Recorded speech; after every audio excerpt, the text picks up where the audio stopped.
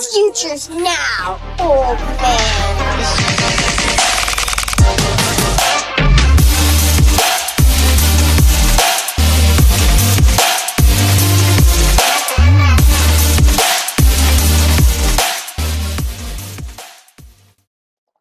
What it do, Chunky Stew? This is Future First Podcast, where we help you win today with a future first mindset. I'm your co-host Jmac here with my co-host Jose. What's going on, man? How you doing tonight? Hey man, I'm great. How are you? I've been better. Um, yeah, I feel like since our last video here, I've cursed the 49ers. I've putting out there that Purdy was going to go off this year, and all of a sudden he's injured. He's injured. Kittle's injured. Everyone's injured, man. Yeah, it's a hospital wing. I heard they're building out there at the training center for the 49ers, man. It's wild. I mean, the only person that I think everybody was like, "Oh, he's going to get injured." Knock on wood. So far hasn't gotten injured. So, man, it's a wild time. Yeah, you seen the joke going around too that he's the life force sucking vampire and he's just taking everyone. Man, I wish he would prey on our practice squad. Purdy and Kittle are pretty essential to what we're doing over here. So Yeah, he was running out of people to take from. So all the running backs pretty much are gone. So he worked his magic with Kittle and Purdy. But yeah, man, I mean that sucks. That's rough. I didn't think the Purdy thing was going to be such a big deal. And then yeah, I mean, what 2 to 3 weeks now, maybe a toe, which maybe more. tends to linger. Yeah, man, Yeah, that's rough. it's not ideal. Purdy, I'm hoping Mac Jones can step up. I don't love Mac Jones. Not a fan. But if he can, keep us afloat, we have a soft schedule in the beginning of the season. If he can win a couple games, maybe even three of the five, which I'm anticipating that he'll start, then I think we can keep the ship upright, and hopefully we can come back from those injuries and kind of take us into the next season. I'm Yeah. curious though. You think this whole life force sucking thing? You think like the better the player, the better the juice he's sucking from these guys? Is Oh that yeah. why? Yeah. Oh yeah, yeah. That's Okay. why he's not going after the practice. Like Oh he'd have to man. churn through the whole practice squad if he wanted, to stay afloat. But yeah, but you know who does like Mac Jones?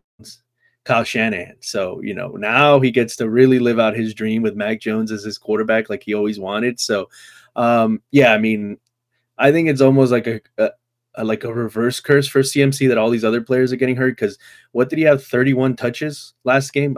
I mean, can he have 40 touches this week without Kittle? Like it's him and Pearsall are just there's nobody else. I don't like Juwan Jennings. I don't think is supposed to be back yet. But even if he is, he's coming from an injury himself. So, man, as a person that has CMC in a lot of places, I'm pretty scared for your boy. I'm hoping he can survive. Well, I mean, he should have a ton of life force now. So hopefully he's healthy and yeah, he can kind of help us get there. But yeah, you're right. Juwan Jennings hasn't practiced all week. So we're gonna be. I'm pretty sure. Shoot, it's gonna be Pearsall, and then the other guy we just signed, Kendrick Bourne. I'm pretty sure he's gonna start for us this week, which is wild. Uh, Hey, and the good news is he has played with Mac Jones, so at least there's some chemistry there. They played on the Patriots together. So, all right, Yeah, and then yeah, we had a big uh, trade this week too, man. Tank Bigsby to the Eagles. What does that's that right. mean for you? How are you thinking about that? I mean, to be honest, coming into the season, I was a little bit more on like, think Bigsby maybe takes most of that job in Jacksonville, but now obviously, I mean, it seems like he's gonna be somebody we talk a lot about ETN in one of our later segments. But for Bigsby, I think it kind of pretty much, he's just now back to like a full handcuff in case something happens to Saquon.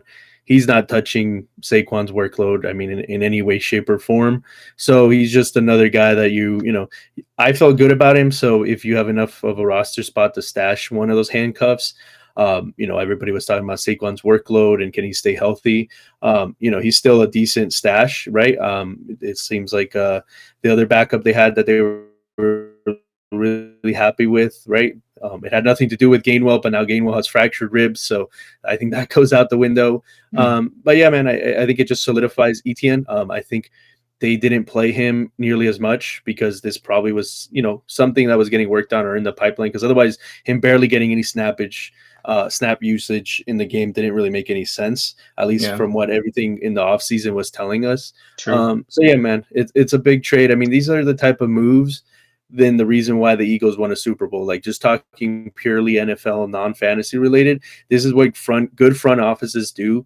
Because you never know, right? You don't want to wait until something maybe happens to Barkley to then need a guy you feel good about. And this is why they have the team they have and are a Super Bowl favorite.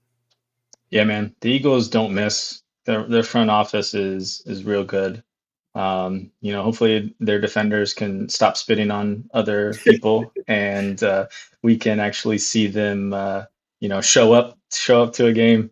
But yeah, I think, Will Shipley, broke his rib. Like, it sucks for him. I think a lot of people are excited for him. He had a pretty not high profile, but like as a backup, high profile coming in, especially for the RB class last year.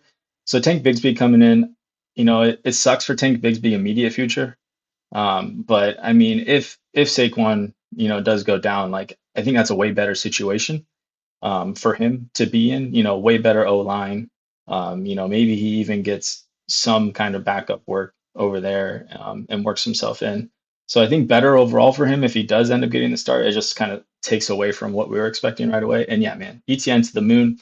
I was on ETN. I thought that he was the RB like 3 a few years ago, RB 4 overall a few years ago. He's talented.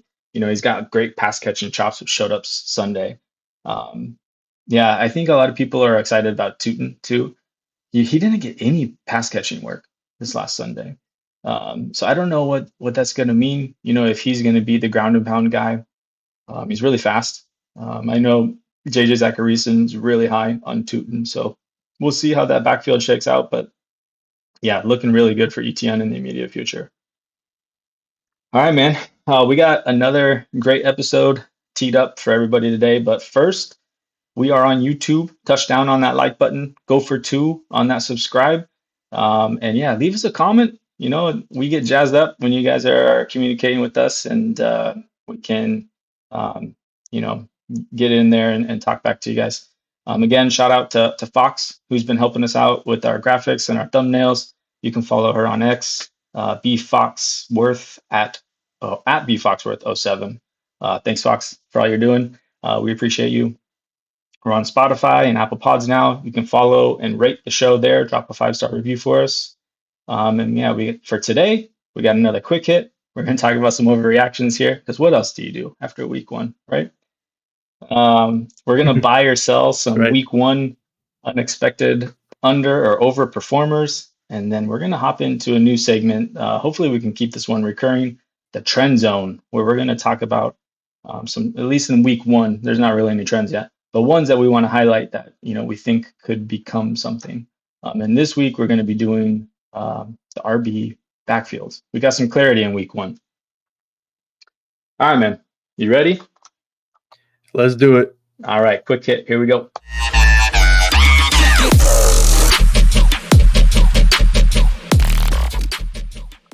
All right, my man. Week 1 in the books. The overreactions were flying. What were yours? What do you like? Yeah, man. I mean, it's the, I guess the best time is a little bit of an overreaction itself, but just watching, Twitter or whatever, wherever you're watching games, especially for fantasy, as the world melts down because this player isn't performing or that player. And we had a lot of, top, 12 picks that didn't really perform that well. So there was a lot of that going on. Just a few just off the cuff that I thought of. I was thinking, nobody expected the Chargers to come out and pass as much as they did. I mean, even on the broadcast, it seemed like they were super, taken aback by how much he was passing. So I don't know if that was just a Chiefs specific game plan. They still have Hampton. I still think they're going to be pretty run heavy. But if not, I mean, Justin Herbert could be the MVP of the NFL if they continue to play like that and they continue to throw and unleash the weapon they have in Herbert. Because, I mean, you watch him play and you're like, wow, that dude is very skilled when he gets to throw the ball. And then just a couple other ones, just seeing what happened when Xavier Worthy went down. And obviously, he'll be back before Rice comes back. But I think the moment Rice steps onto the field, he's their wide receiver one without a doubt. And I think he's going to be a league winner for people down. If you're able to hold him, it's tough because he can't be in the IR. But if you can hold him, you can manage that and come out of the 6 games, 3-3, 2-4, something. I think he's going to be a league winner. And then last, and this is one you kind of called, so shout out to you, take a little victory lap. Daniel Jones might be a starting NFL caliber quarterback, or maybe the Dolphins are just a college level team. One or the other is true. So yeah, those are kind of mine, just off the cuff. Both What can be about true. you? Yeah, that's true. That's very true. Yeah, Justin Herbert looked good, man. I really was encouraged. He was running the ball too. So not only was he throwing it all over the place. Yeah, man, I could see it. I think that's a good one, good call. Yeah, man. For me, I didn't watch a ton of football on Sunday, but I went back and watched some games. And one of the ones I wanted to watch was the Browns and Bengals. And man, are the Browns good? That's my overreaction here. Are the Browns good? Because their defense looked legit. Like I think that they could be a top 5 defense this year. They were all over Joe Burrow, giving him nothing to work with. Chase Brown got some working on the ground, but yeah, I mean, he kind of got shut down too.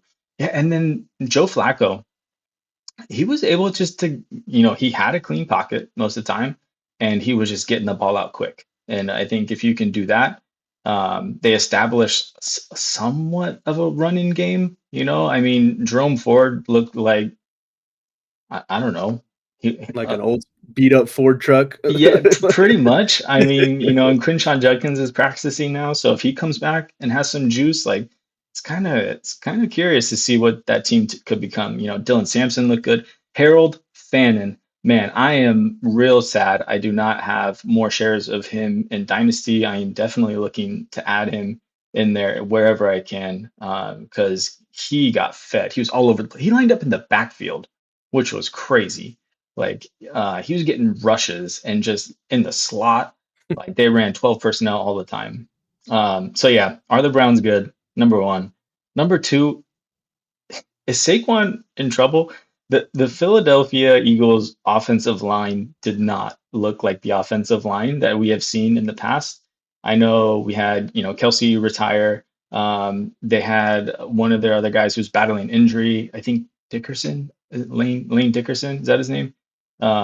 He was battling through something, and they kept highlighting it, during that broadcast of it wasn't working. I mean, they were going up against Dallas, right? And they had I don't know, is Dallas's run defense supposed to be good? Because I wasn't under the impression that they were supposed to be really good or anything. And Saquon just got stifled. The encouraging thing is he caught like 4 passes, I think. So he got way more involved in the passing game. So at least there's an outlet for him to be there. But yeah, we'll get some more on the Eagles later in this episode. And yeah, my last one, man, is Caleb Williams trash? Like, is he just not good? I mean, he had the opening drive, which looked great, and then after that, just disappeared. And there was that one pass where DJ Moore had burned his defender, got open, was by himself, and Caleb Williams just missed him by like 30 feet. Like he threw the ball out of bounds, overthrew him. It was not encouraging, and it makes me feel really bad for my Rome and Dunze shares because I'm really all in on Rome. He's a good wide receiver, but he might have a quarterback problem. So, man. Yeah, I mean, in terms of like the Browns being good, I mean, that defense, I mean, a lot of I think a lot of defenses are going to look good versus that Bengals O-line. I don't know if you saw the play, but there was a video and the center just completely missed the rusher because they did a little blitz, like, and he's just standing around like, whoa, what's happening? Where am I going? And the guy just like runs right past him and blows up Joe Burrow. And then, but I mean, the Browns deep has been elite, I think, for some years now. So if Flacco can just, not do Flacco things, Yeah. I think they can definitely be surprising. And then for the Caleb is trash, man, I don't know. I saw this article and it was a little bit of like beat reporters for the Bears kind of going back and forth. Like, well, there was a lot of people that left disgruntled from that organization last year, but there was some stuff in there like, last year, Caleb, a quarterback's coach or the OC or somebody was trying to talk to him and be like, hey, like you need to do this and this, and he just like pretty much like a child, like just said no and walked away and like Oh just man. ignored his coach. Like, so it's one of those things where like, how much do you believe? But I mean, if there's like a whole article written by like an actual writer, there has to be some truth. So Caleb might just not, he might be on the Manziel type of track where maybe football is just not, it's not his thing. It's not He's the going to next be his life. A-Rich. Yeah, maybe. Yeah. He's just super athletic, but can't put it all together. Yeah. Yeah, man. I don't know. I'm hoping it's just one of those things where, it's taking time to develop, I'm hoping they can get him going and get him there. Odunze needs you, Caleb. Come on, Yeah. buddy. All right, man. Let's get out of these overreactions and let's talk about some unexpected performances. How's that sound? Let's do it. Let's go. Jump in, man.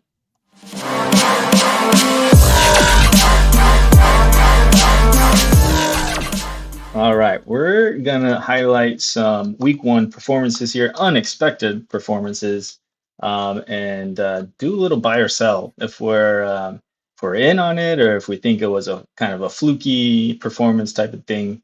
But yeah, let's jump in here. I got a little sheet up for us here. Let me get that going. There we are. Hopefully you guys can see that here. Yeah, so what's on the screen here, if you're listening, we got the week 1 receiving lines. I got the opportunities and the efficiencies. I have it filtered down to a minimum of 10 routes run. And it's, sorted top to bottom for targets per route run here.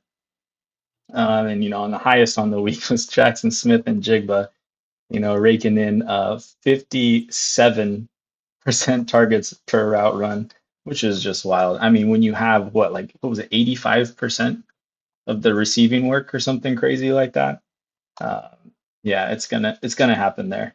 But yeah, let's jump into our first one overperformer here. Keon Coleman. Let me try and highlight him here. Where's he at? Keon.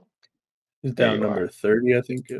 Yeah. Okay. So Keon Coleman had 8 catches on 11 targets for 112 yards and a tutty. Yeah, that game was wild. That game was so fun to watch. The back and forth between Baltimore and Buffalo. Yeah, Keon Coleman was a key cog in helping them get that win and come back from behind. He had an 89.3% route percentage. He had 0.22 targets per route run and 2.24 yards per route run. So not elite, but definitely good. Like he's hitting those benchmarks. It's one game. Just keep in mind for all these target per route run and yards per route run, like these really aren't going to reflect anything until we have a few more data points here. Yeah, man. I guess before we kind of dive into a little bit more here, what were your thoughts on Keon coming into the Yeah. season and after this first performance? Yeah, I mean this is the guy that I thought last year we should see, especially after the vacated targets that Diggs vacated there in Buffalo last year. I definitely thought that Keon Coleman would kind of be seeing this sort of workload. It definitely seemed like he had some of that rookie problems, not necessarily being the sharpest, not being in the playbook as much, but all his offseason, all it's been was the drumbeat was all positive news on Keon Coleman. So I was in redraft just because he was one of those later round guys that could turn into a real solid flex in Dynasty. I was trying to trade, any second pretty much that I could for Keon Coleman. That's kind of how much I believed in him. And so it was great to see. I mean, do I think I know we're going to talk about it, right? Some of this separation stuff, his numbers. Do I think he's like an elite, like Devonte Adams type of player running routes? No, but he's fast, he's physical, and he's got the physical skill set to make the catches that he needs to. And I think he's developing that chemistry with Josh Allen, and we know what Josh Allen can do for fantasy. And I think if Keon Coleman is his go-to guy, it's going to be good for fantasy. Like what the ceiling is a little bit always tapered because you never know. But I think if Keon Coleman is the number one target in Buffalo, I wouldn't be surprised, and I wouldn't be surprised if he blows past his ADP for redraft. Yeah, yeah. Going into that separation a little bit more, Fantasy Points has theirs graded out as a separation score of minus 0.049, which is only relative, 88th out of 105 wide receivers. So not great. He's like bottom 10%, 12% there, something like that. He had a route win rate of 0%, which is tied for last, which is kind of weird. Like when you watch the film, like the routes, like he was open. It's not, I don't know. It's kind of, it Yeah, I feels, go ahead.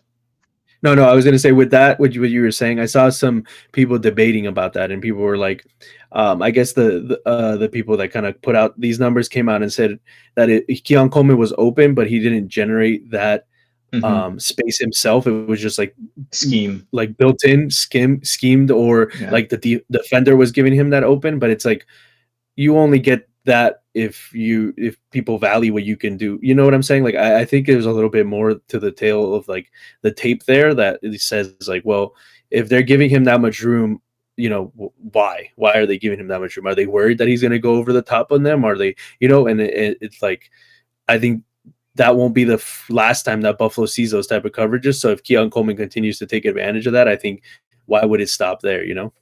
Yeah, when I read these, fantasy point statistics with their separation score and route win rate, I wanted to, kind of back it up with something that I felt a little more comfortable with, and so I dove into the reception perception, and Matt Harmon kind of echoed it. He won 65.4% of his routes against zone, and you really want to be above 80%.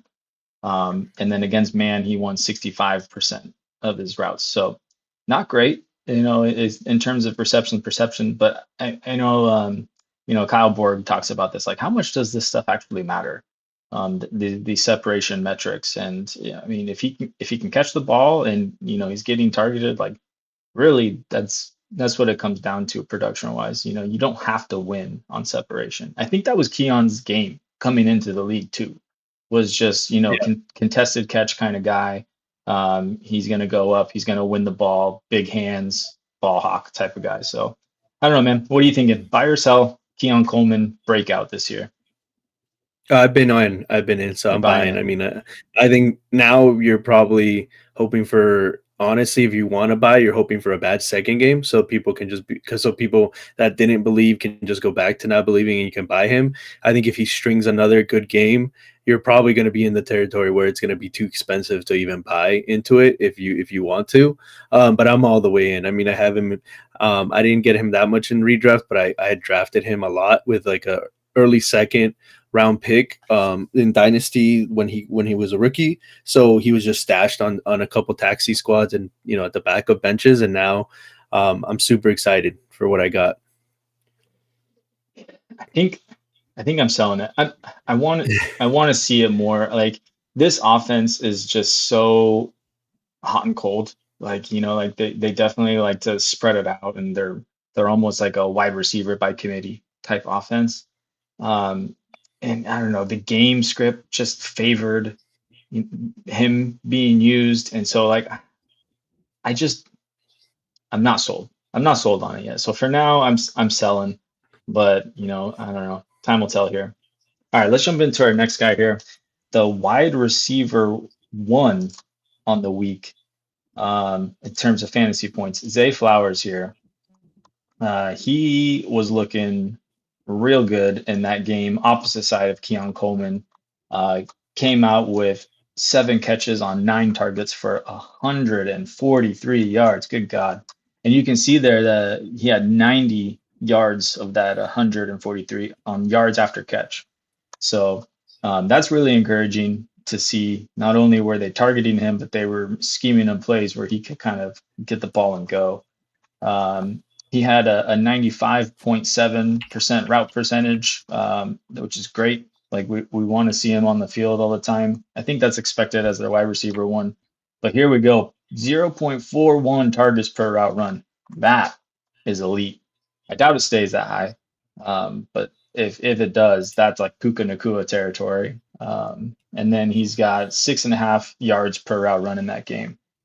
A couple notes here that I wanted, just to highlight that, Isaiah Likely was out, which is another, valuable target in that offense. And the game script kind of favored the pass early on when he did all of his work. So yeah, I don't know, man. Zay Flowers, wide receiver one this season? Question mark. I mean, that would be, I think, a shocker for everybody. But I think finishing as a good, high end wide receiver too, if this continues, I mean, the likely thing is definitely a question mark because I mean they didn't use Andrews at all, so who knows what's going to happen with that. I think Bateman was also a little banged up. He was at least on the practice report, and I'm pretty sure they said likely's out again this week. So. Yeah. It's definitely going to be. I think Zay Flowers is going to be very game script heavy.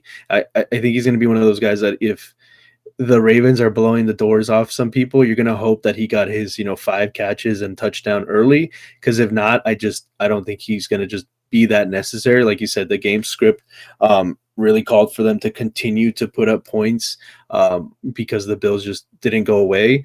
But yeah, man, I think he's a pretty solid wide receiver. I think he just doesn't have this weekly type of upside where you're looking at over 130 yards and a touchdown on a regular basis. But like I said, I wouldn't be too surprised if he's like a high end wide receiver too. And I think for where you drafted him, you're probably going to be pretty happy with that sort of result. Yeah, I think I'm kind of with you on that. Like, I think a game script played a lot here. I like Zay Flowers. Like, I think he's a really good player and receiver, football player in general. But it's just the scheme. They don't like to go at him and in the end zone too. Like, and when he caught his touchdown, they were at like the 30-yard line and he ran it in. So if they can keep that scheme up going for him and he can kind of get there on touchdowns this year, I think that's the way he does it. He's going to have to hit like 8 or 10, which I don't think he's had more than, I want to say 5 or 6 in a season.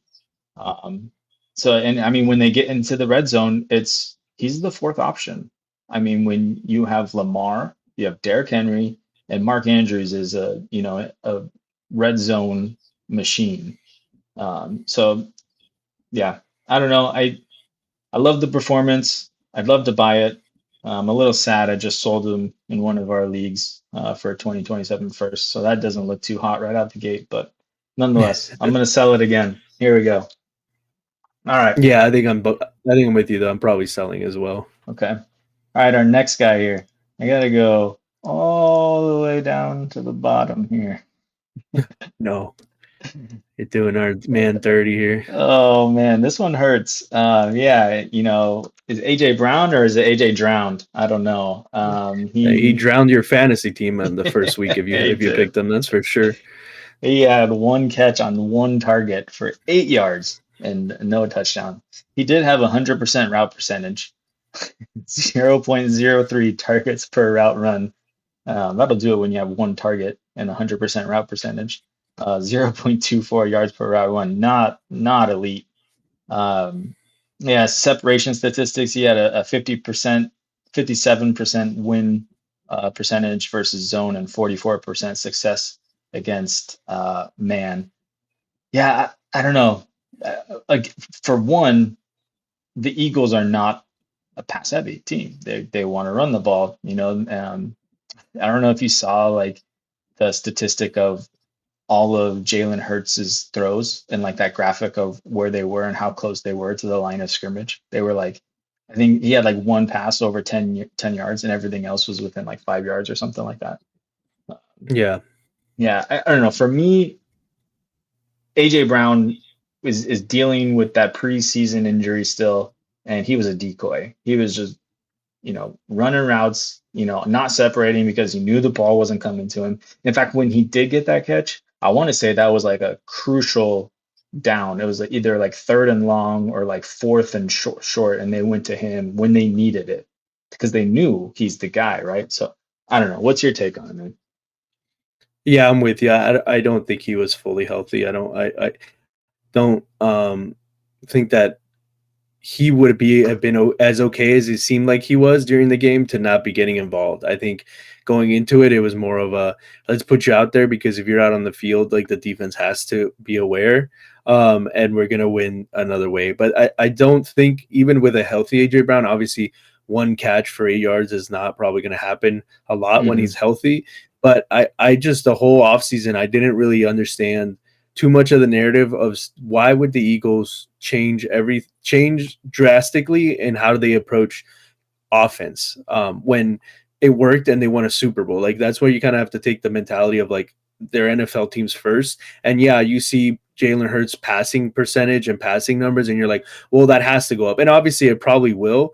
But if they continue to dominate, if the ground game continues to work and their defense plays as well as it does, it was a little shakier against the Cowboys, but like you mentioned, I mean, Spitgate happened, so I don't think that's going to happen again. I mean, it'd be pretty unlikely, but why would Script, they if it change it? does. Well, yeah, yeah. Why, like, why would they change anything? Like, right? Like, I think they want to win the way they've been winning, and if that is just not conductive very much to AJ Brown and Devontae Smith being like hyper targeted, hyper focused. I think AJ Brown will get his just because he is that good, so he'll still be good for fantasy. But I wouldn't be surprised if a couple, 2, 3, 4 more times during the season, you're like, dang, what happened? AJ Hmm. drowned my team again. Like Hmm.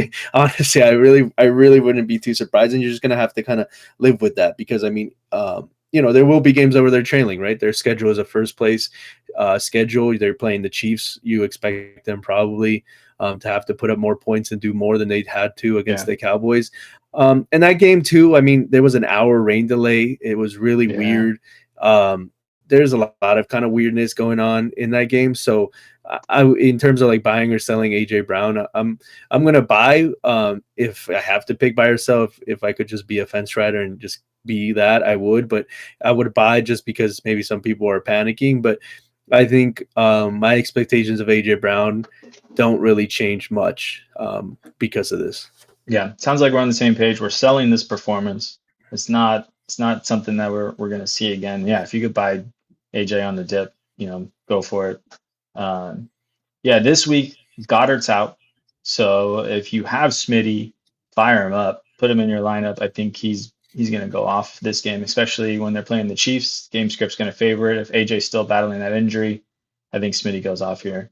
All right, man, let's keep moving. We got a few more to get through here. Let's try and pick up the pace. Next on the list is Justin Jefferson playing on Sunday, no, Monday night. Where is he at in here? Just search for him. Justin. Oh, that's not how you spell Justin. 15. 15. There you go. My man here, he completed us with uh, 4 catches on 7 targets for 41 yards and a tutty. 83.3% route percentage, a little strange. 0.28 targets per route run, 1.76 yards per route run. Yeah, what's your take on this performance, that whole game? What were you thinking, man? Yeah, it was a weird, wild game. It looked horrible at the beginning for JJ McCarthy, and then he kind of found it, and you kind of saw some of those skills that he had in college that people were hyped about. Jefferson is just not a guy that I'm ever really concerned about. I mean, unless the hamstring was still bothering him, but when he was running, he seemed to be running okay. JJ McCarthy's still figuring out, and he got his day was saved by a touchdown. In terms of Hmm. how sad you were about his performance. So, I mean, it's fine. It's like a rookie playing his first actual NFL game. It didn't go that great. And, he had a clutch factor at the end that, brought it out. So Yep. I think things are only going to get better from here for JJ and JJ McCarthy. Yeah, sounds like we're selling this performance. I'm with you. He also had that crucial drop at the end. I think if he had that other catch, he probably would have been like 5 for 70 with the touchdown. Would have helped out a lot better. By the way, on that game, did you see JJ McCarthy's face after he had that big play? Was just like he's like, what is Yeah. that? I love that game Yeah. face. All right, Yeah. man. Let's get into this next guy here. We got Brian Thomas Jr. This one hurt, man. Yeah, he's down here at the bottom here, or near the bottom, should I say. He gave us a stat line of 1 catch on 7 targets, still involved. 11 yards, 0 touchdowns, a 97.1% route percentage. That is encouraging. 0.21 targets per route run and 0.33 yards per route run. Uninspiring. What do you think here, man? Yeah, man. I mean, I think this is somewhat of the Trevor Lawrence experience. I think people should remember that last year when Brian Thomas Jr., was kind of a league winner down the stretch, it was because of Mac Jones of all people playing quarterback. So I don't know, man. I mean, Hunter on the other side had like a bajillion targets too, and he only caught like one or two, it was like 4 catches or something on like I don't even remember the stats. I'm not just gonna make it up, but it was a lot of targets for barely any catches and barely any yards, man. So it is not encouraging to see this kind of level from Trevor Lawrence. So I'm buying this performance not because of Brian Thomas Jr., but because of the offense and because of Trevor Lawrence. Like it's not full tilt panic mode, but I'm definitely concerned. Yeah, I think that was given the matchup too, right? They played the Panthers, right? Like Yeah. they probably should have crushed. Yeah, and I wanted to highlight something here I saw from Jacob Gibbs. He's on X at JA Gibbs _23. 43% catchable target rate for Brian Thomas Jr. So just kind of highlighting what were that Trevor Lawrence experience, and that was the lowest among all players with over 5 targets. So, yeah, Yeah. man, Woof. not off Jeez. to a great start. And when you put it in context of his breakout performance last year, not coming with Trevor Lawrence, um, it's concerning. So yeah, I don't know, man. I want to believe in Brian Thomas Jr. and I want to believe in Trevor Lawrence. I think it's just going to be hit or miss with them together. So I'm not. I think I'm going to sell this performance. I think he'll bounce back, but it's you're not going to get the season you want from Brian Thomas Jr. this year. I don't think. I think next year we'll probably be drafting him as the wide receiver. I don't know, 14, 15, something like that, 6, 7 spots below where he went this year. It's unfortunate. 6, 7. Oh man, little tangent. I'm in doing this teaching program, and the times I get caught up saying that hey, we're gonna answer question 6, 7, and it just derails the class for 5 minutes. The other day I was like doing the like, oh, how would you weigh your options, and then the whole class is yelling 6, 7 at me. It's brutal out here in the streets, man, with these kids. But yeah, Stay man, let's strong. move on. Stay strong, man. Who we talking about next? Hollywood Brown, he came up big in the absence of uh, what's his name? Help me out here. Worthy, Yeah, Taylor Swift's enemy. yeah, he's actually under He's Marquise number Brown 12. here. Here we Yeah, go, number number 12. 12. His stat line coming in here with 10 catches on, good God, 14 targets, Yeah, 99 man. yards, just one shy of that century, no touchdowns, 95.8% routes run. He did that on 46 routes. Again, the game script was favoring it, right? I mean, the Chiefs are playing from behind most of that game, and he had a zero point 0.3 targets per route run and 2.15 yards per route run, which is actually kind of shocking, given like his A dot, everything was just super close to the line of scrimmage. He played that Travis Kelce, Rashee Rice role, like you're saying, why you think Rashee Rice could be a league winner. So yeah, man, give me your thoughts on Hollywood Brown here in his first performance, Yeah, really with the Chiefs. Yeah, I'm buying. I bought in. I mean, obviously, we're recording here, and you'll see this episode a bit after waivers have run. Obviously, I think there was a lot of attention to QJ on waivers. Brown was, I think, a guy that in some leagues people spent up for, but that's the guy I targeted personally. He's perfect. If you have Rice, he's the guy I would have definitely been going after because he can supply. You know, he can help you. He helped you hopefully this week when Zaberworthy's already been ruled out, and then maybe week 3 and week 4, and then by that time you got Rice back in a couple weeks. I think he's going to continue to see that sort of volume, and they play the Eagles this week. I'm not sure who they're. I know they had a pretty tough schedule out the gate, so Yeah. I think the game script is going to continue to be helpful, and I think this is what the Chiefs offense is now. Like everybody sees it, the days of slinging the ball, the A dot for Mahomes continues to plummet. So Hollywood Brown is perfect for this sort of role. So I'm in. I'm buying the performance, and my fab spending reflected that pretty heavily. Yeah, I'm with you. And yeah, looking at those matchups, I got you. It's the Giants, and then we got the Ravens for the next 2 weeks after the Eagles here. So yeah, some tough defenses coming up. Yeah, I think he's the man, at least for the next 5, 6 weeks. It depends on when Xavier Worthy can get back in there. Even if he gets back in there, he's probably not going to be, full go. It sounds like he's got a dislocated shoulder. So Yeah. yeah, it shouldn't keep him out too long, but yeah, hopefully Travis Kelce can run around him next time. Um, but yeah, I'm buying Hollywood Brown. It's not the role I thought we would see for him, but I mean he did it and it worked out. I mean 14 targets, good God, that is some elite work there. So hopefully he can keep up. And yeah, he was a waiver wire wonder for week 1. All right, the next guy we got here. Hopefully you brought your underwear because we got some booty. Kayshawn Booty had was the guy um, in New England. Although I think when you look at it, it was a little bit more of a timeshare wide receiver wise. They were cycling him in and out, but he was on the field. He had 6 catches on 8 targets for 103 yards. Ran a route on 97.8% of the dropbacks. He had 0.18 targets per route run. So, we'd like to see that come up. Not great, but still early, can get there. 2.34 yards per route run. So he did some work for the Patriots. So what's your take on that whole core, man? I mean, Stephon Diggs was not involved. Do you think that was injury based, or do you think that's prescriptive?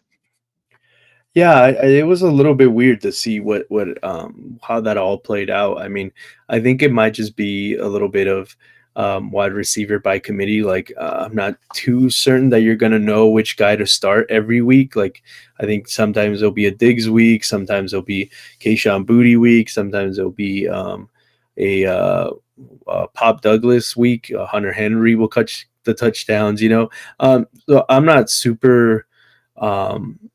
Buying it, right? I'm not buying the performance. I don't think it's going to be prescriptive and something you can really follow along. I mean, maybe there is a little bit more since, right, they just traded away Jalen Polk, right, away to the Saints. So maybe they have a different idea. Maybe they think they're figuring out their wide receiver room a bit. But to me, it just seems like you're not going to – I don't think any of them are alpha enough to be a guy you want to start consistently.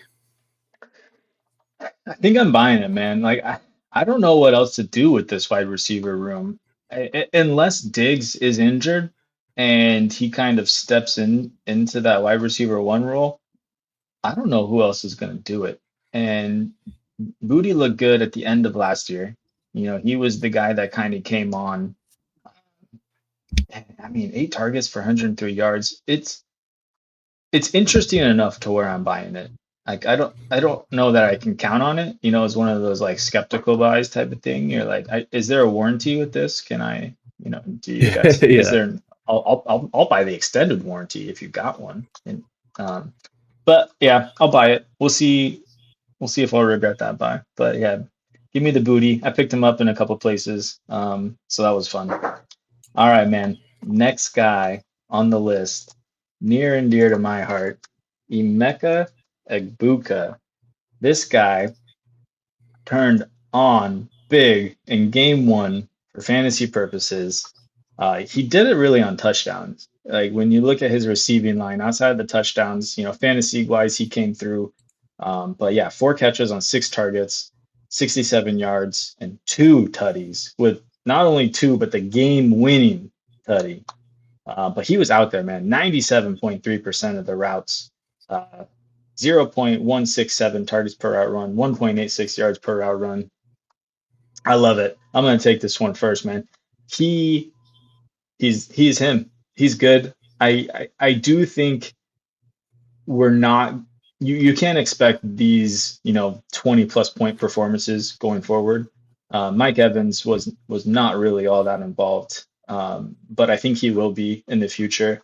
Um, but if you have a Mecca Ibuka, you're feeling good about it. If you want to buy him, good luck because you're going to pay through the nose for him now. I do want to highlight he called on himself for the game-winning touchdown. I don't know if you heard about this, but Mike Evans was talking about it how he wishes he was mic'd up in the huddle because Egbuka called game on himself. He's like, throw it to me. I got game, and it happened, and he did it, and that's like the kind of stuff that like the moxie, like you can tell like this guy's got it type of thing, and that's all we've been hearing. Um, so it feels good to have him. I'm interested in how it's going to go forward once they get their full wide receiver corps back and healthy. But if he keeps doing this, it's going to be hard to take it back. I don't know where you at with Igbuka. Yeah, man. I mean, that's the type of thing that like when you're talking about a rookie and he's getting gassed up pretty high. This is the kind of performance that you kind of dream of him having, right? Like the game winner, the fact that they went to him right at the end, right, to win the whole thing, speaks volume to how much Baker trusts him. And the performance was just everything that you could have hoped for. I think if you're talking dynasty, he's definitely a guy you're pretty much diamond handsing. Like I don't think there's very many situations that you're moving. I think in redraft though, if he has another stellar game and maybe one of these other guys that is really like the top of the elite has a down game, he's definitely a guy that you might be looking to shop, and sell high, but you're selling high to like the elite status of wide receivers, right? Because at some point Godwin's coming back. At some point, Jalen McMillan's coming back. At some point, Mike Evans will get more involved. I think for where you drafted Igbuka, you're going to be happy if you just hold. So happy. So, so it's not something that you have to sell because it's like a mirage. Like I'm definitely buying this performance, and we've been in on Igbuka, but in one of those situations where you don't want to just look at the shiny toy you have and be like content if there's a chance to go to another level, right? Which I mean, I don't think even with this performance, many people are saying Igbuka is going to finish top 5, No. right? Yeah. So if you can go and get a top 5 type of guy, if he has another like very good game and somebody underperforms, like those are always kind of hard. But people, especially in redraft, panic, and especially if they start 0-2, like there's a lot of things you can do. I know we're gonna have a couple episodes coming up about that in a few weeks, but if Igbuka continues to be hot, it's gonna be very hard to want to sell him. But I think it is one of those things that you might be able to do to really tear up. Yeah, that's a good point. You'd have to be on an underperformer, that people are down on. Like if AJ Brown has another big bad game or something, and Egbuka has another decent one, you might be able to do something like that. I think overall it's just going to be a hold. Like in Dynasty redraft, like it's going to be hard to get a deal done. So in that case, it's just going to be a hold. All right, let's move on. We got more stuff we want to get to. I just wanted to highlight a couple more wide receivers here. Jackson Smith and Jigba just went crazy. He is the guy. Good call on you for your take on him being a top 5 wide receiver. That is looking real good with this usage here. And then when I was looking at this, I wanted to highlight a couple gross, nasty boys here that are free in a lot of leagues, especially in best ball leagues. If you're in a best ball dynasty, Olamide Zaccheaus here with 92.9% routes run. I think, yeah, what is that? 6 targets, only 42 yards, but that game didn't call for it. But he had a .231 targets per route run, so that's something to pay attention to. Track this guy, put him on your roster if you can. Another one, Sterling Shepard. He was also out there a lot for Tampa Bay. He also had 6 targets. So again, 0.22 routes run, and they don't have a wide receiver 3 cemented in that offense. So I think he could be that guy. And if Baker's going to throw the ball as much as he does, like he's going to be valuable to a best ball squad. So scoop those guys up if you can. All right, man. Let's get out of these week 1 over and underperformers, and let's hop into the trend zone. You ready? Let's go.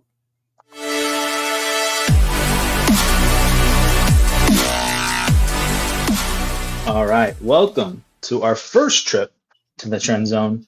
Hopefully we can get it over that line into the painted and score some touchdowns here. But some trends from week 1 that we wanted to keep an eye on, particular to ambiguous backfields. And we have a week of data now to kind of back us up and shake it out. So yeah, let's just jump right into it, man. We're going to look at Trey Benson here. Trey Benson in the Arizona Cardinals backfield, splitting time with James Conner. And it truly was a split. Try and find him here. What was your take on him, man? Yeah, I think it was more than I was expecting, to be honest, right? He had quite a bit of a snap count compared to Connor, right? It was almost 50-50.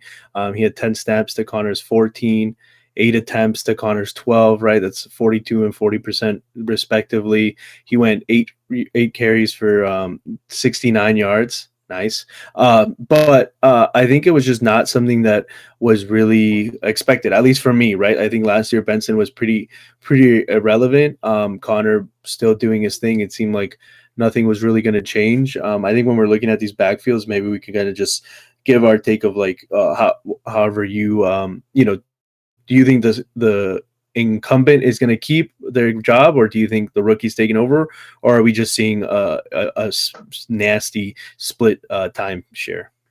I don't think in this case Benson's taking over, but I think he's eating into Connor's share. So I think for what you thought Connor was going to be this year, he's probably not going to live up to that.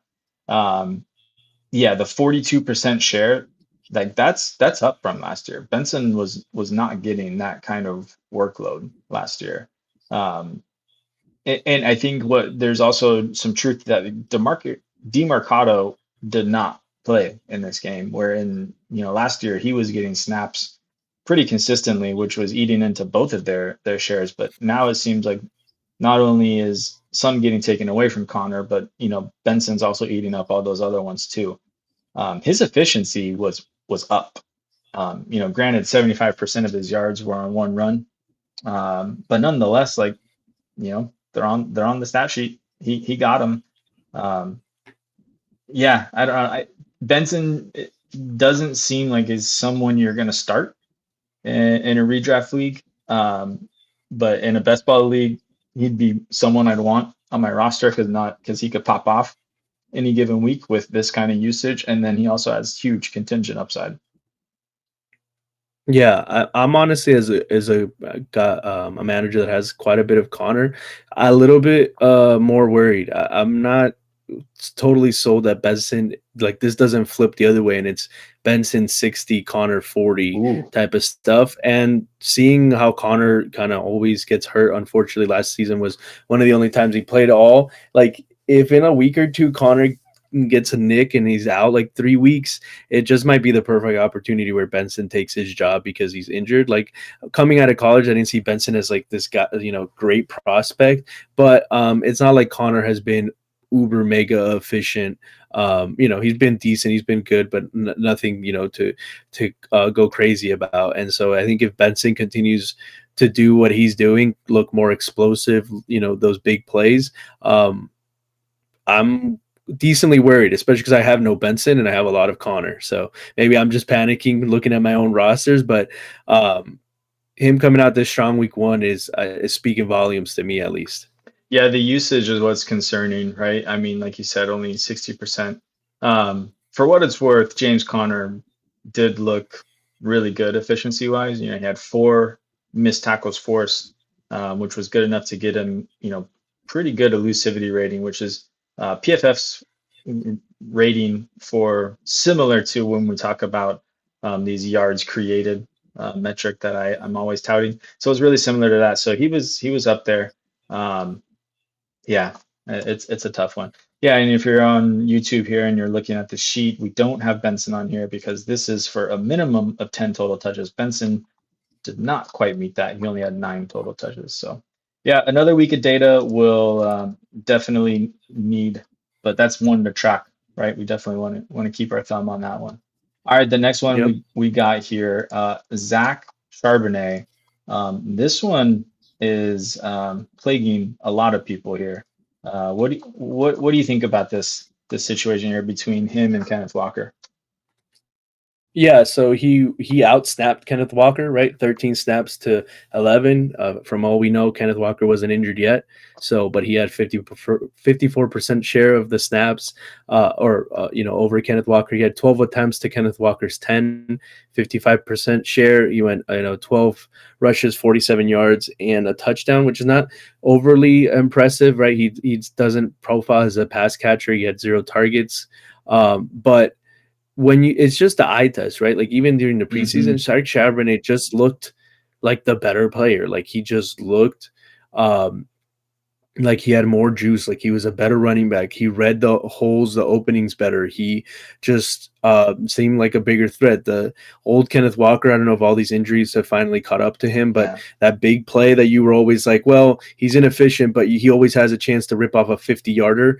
Like it just seems like that is not in his wheelhouse anymore. And if he doesn't have that big play to save his fantasy day, um, I'm not super interested. I don't have a ton of Kenneth Walker, but I know he was a guy that a lot of people were relying. And to me, I would be shaking in my boots Yeah, if he was a for guy real. that I was counting on.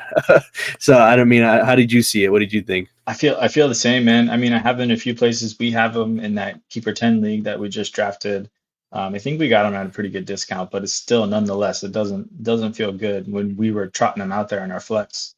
Yeah, Yeah, I'm hoping it's injury related. But I mean, if we're being honest, like this is what the drum beat's been saying all along, right? I mean, what's his name?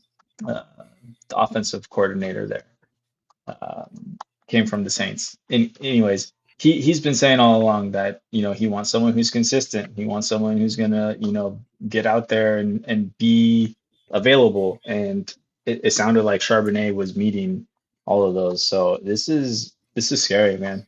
Um, I don't want to go buy Kenneth Walker either. Right?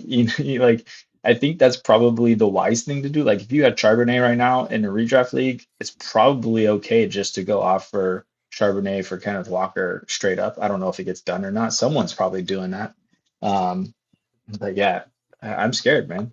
If this keeps up, Charbonnet is going to hit huge at his ADP. So yeah, he's going to be a steal. I mean, you yeah, bought him I think a lot of people drafted him as a handcuff, and you might just have a starting running back. That you don't even need to wait for the injury to happen. To be honest. yeah, we'll have to keep our eye on that. I think the Seahawks play Pittsburgh this week. So selfishly, I need Pittsburgh to destroy them because um, I can't. I need the Niners to have a chance.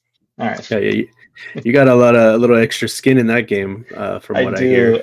I do. I definitely don't want to jump and do a polar plunge here. So week one was huge, huge for that bet.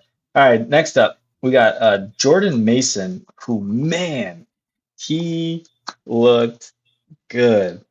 Um, coming out for the Vikings, he handled the bulk of the rushing share um, in Minnesota. Why don't you take us over that, man? Yeah, so he had 18 snaps to Jones's 8, right? 69% share.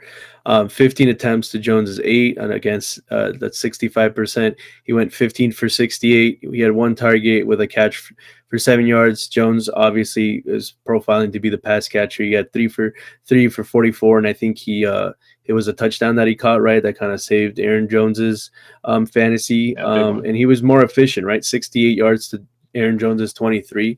60-40 split for groundwork is very Sheesh. favorable for Mason, which is not, I mean, I think people thought it would be a split, right? Mason might be more the between the 20s and not the pass catcher, but I think that's more than people thought. I mean, Jordan Mason to me after this performance is kind of a guy that I feel okay starting in a flex kind of routinely. Like, and if he gets the touchdown instead of Jones, then you're probably quite a bit more, quite happier than you're gonna than you thought you would be based on his ADP. Yeah, man, I'm kind of with you, and like I'm kind of looking to buy him in places because I don't know if people are in on that yet. Like, I obviously he looked good, but I mean, when you look at the stat line, it's not like it was crazy putting up, and I think that'll continue unless he starts getting some touchdowns. Um, but yeah, I mean, like in Dynasty, like what do you think you could get him for right now? Um, Are you sending a it second? depends. I probably don't want to pay a second, but I mean, if I need the running back help, like I wouldn't mind it as a bona fide contender.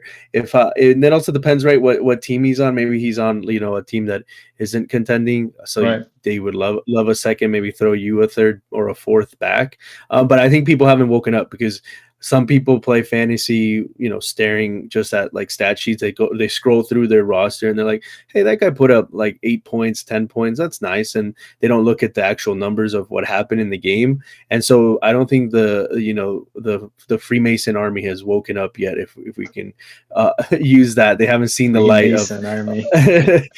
of what Mason's gonna be. But I think if you want, you can buy in because um, he's going to be valuable. And like we talked about earlier with JJ McCarthy and Justin Jefferson, I think that offense is only going to get better. Hmm. So as that happens, Mason's going to have more, and he should, by all intents and purposes, be the goal line guy.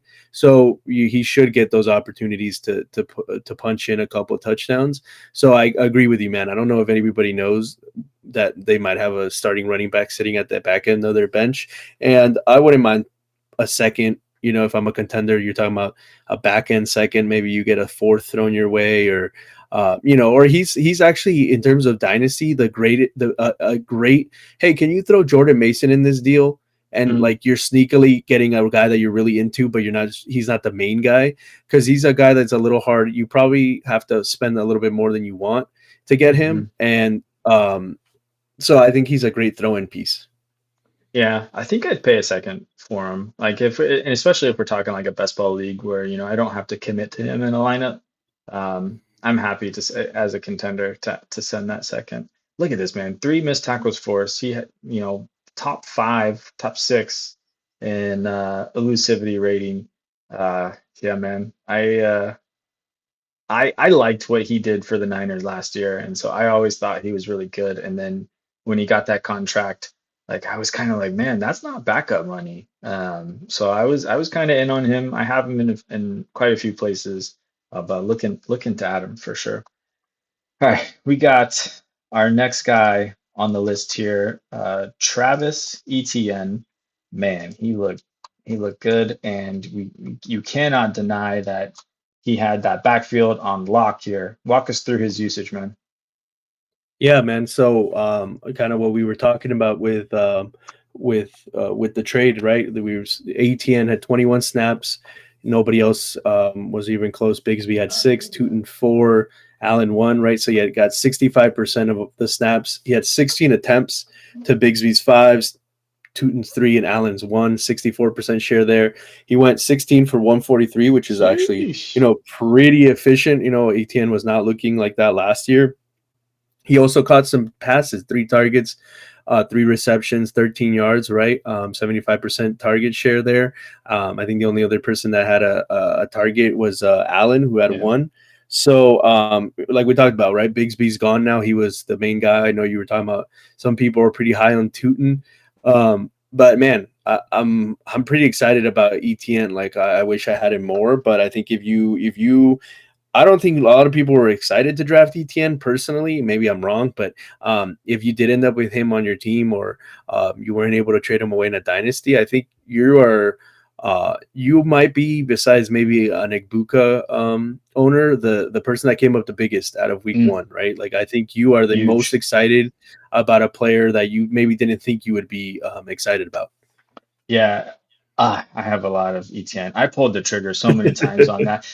Just the way I was building my teams this year, like I was getting one stud running back early in the rounds, and in this round 7, 8, 9, like all those guys, I was hammering them. ETN, Jalen Warren, Jordan Mason, like those are just time and time again. I was going there, and ETN ended up on a lot of my teams because he's good, man. And last year he was just hurt. Like I think a lot of people thought Bigsby was just more efficient. Well, yeah, but he wasn't battling a shoulder injury and all that. So happy to have him on my teams. So glad to see that breakout happen because man, he deserves it. And hopefully, he can get a contract next year and kind of keep this rolling. He's fun to see. Yeah, but stop passing the ball to him. Throw it to Brian Thomas Jr., please, short ones and Or accurately. yeah, throw some passes he can catch. Yeah. Maybe his hair's in his eyes or something. I don't know, man. I don't know what's going on with Trevor Lawrence. All right, we got one more guy to highlight here. Let's see if he can make an appearance here on the show. Let's see. Oh. There he is.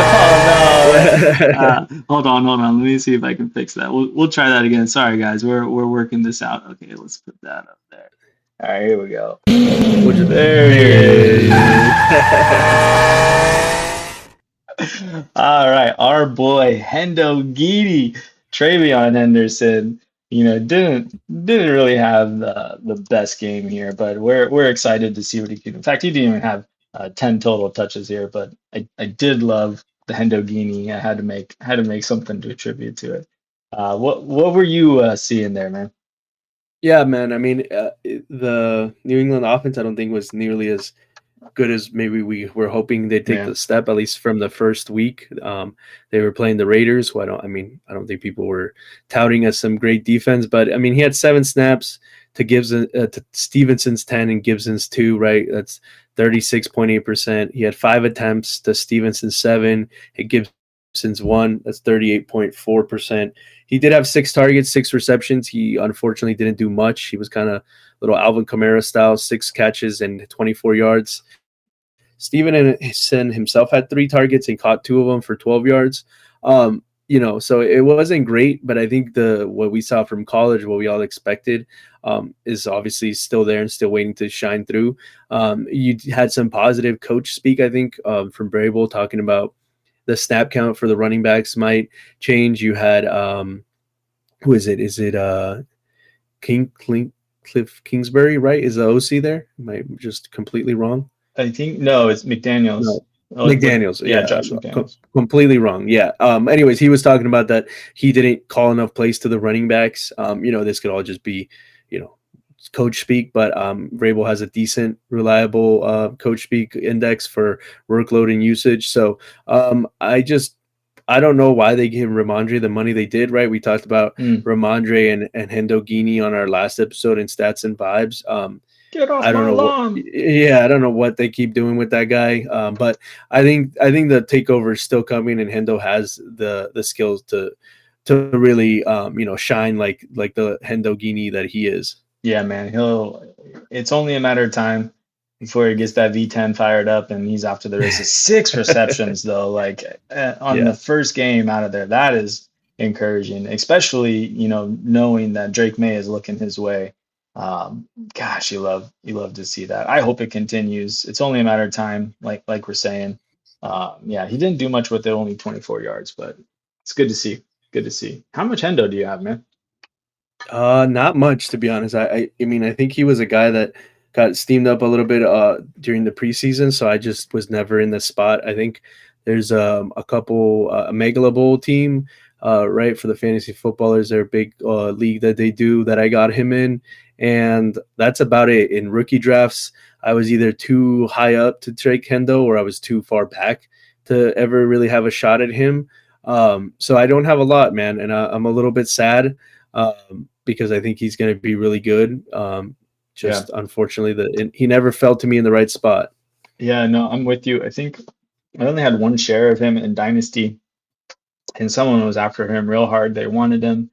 They ended up trading me Genti for Hendo. I had to put a second on Hendo to get Genti, but I mean, at the time, I was like, yeah, I mean, let's do it. It seemed like the right process move to make, but it really feels like Henderson could be that guy at the end of the year that is, just flips and vaults into, the top 8 running backs here, especially if he starts seeing 6 receptions a game. That's what is that? That's almost 100 receptions on the year.